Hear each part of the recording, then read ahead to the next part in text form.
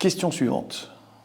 Alors, je voudrais savoir s'il serait possible d'envisager sur Ponto Combo la mise en place d'une structure qui accueillerait les enfants handicapés hors temps scolaire. Alors c'est déjà le cas sur la ville de Ponto Combo, puisque nous accueillons déjà sur les temps périscolaires, que ce soit les accueils ou la restauration scolaire, des enfants en situation de handicap que nous faisons accompagner par des personnels dédiés. Vous le savez, l'État devrait en tout cas prendre cette charge à son compte. Ce n'est toujours pas le cas, malgré la loi qui lui impose. Et donc, la ville pallie à cette carence et assure déjà cet accompagnement qui entre complètement dans notre priorité, qui est de faire l'inclusion, une politique générale sur l'ensemble de notre ville. Question suivante. Bonjour Monsieur le maire, serait-il possible d'engager des infirmières dans les écoles élémentaires de la ville ? Alors non, il faut le savoir, sur les temps scolaires, la responsabilité de la ville n'est pas pleine, puisque c'est l'éducation nationale qui est en responsabilité et qui doit en tout cas accompagner cette scolarité avec des infirmières scolaires, ce qui a toujours été le cas. Malheureusement, la pénurie fait que les infirmières aujourd'hui sont mutualisées sur plusieurs écoles. Et donc, il y a une carence là aussi de l'éducation nationale à ce niveau-là. La ville, elle, par contre, a dans ses effectifs un médecin qui, en termes d'expertise, nous accompagne dans la mise en place de l'ensemble de nos politiques publiques. Nouvelle question. Alors, quels programmes sont prévus afin de sensibiliser les jeunes contre les dangers de la délinquance, des addictions, des réseaux sociaux, tout ce qui pourrait un petit peu influencer nos jeunes de maintenant ?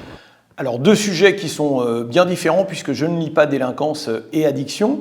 Le premier, j'y ai longuement répondu durant la cérémonie des vœux avec un niveau de délinquance qui est très bas à Ponto Combo, avec nos dispositifs d'observatoire de la délinquance mensuelle, de traitement local de la délinquance avec le parquet de Melun.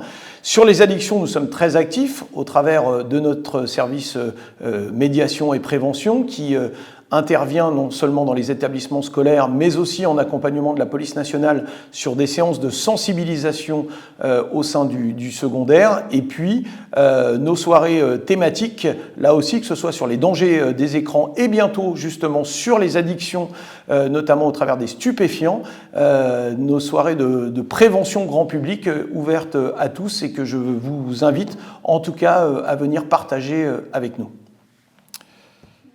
Que fait la ville pour lutter contre le harcèlement dans les établissements scolaires ? Alors là aussi, nous avons pris à bras-le-corps ce sujet qui peut nous concerner et qui concerne fortement la ville de Ponto Combo au sein notamment de ses établissements scolaires. Nous avons 3 médiateurs qui sont mis en place par la ville, notamment au niveau du secondaire, et qui, au travers des familles, au travers des établissements, au travers également de séances de sensibilisation, interviennent et prennent en compte en tout cas des situations de harcèlement. Là aussi, nos campagnes de prévention grand public, l'année dernière, ont concerné le harcèlement scolaire avec une grande soirée sur cette thématique avec la police nationale, avec l'éducation nationale et sur la prise en compte et surtout l'identification des situations de harcèlement. Enfin, les élèves du collège Montetti ont réalisé, avec là aussi le concours de la ville et d'un artiste local, un clip pour sensibiliser leurs camarades aux situations de harcèlement.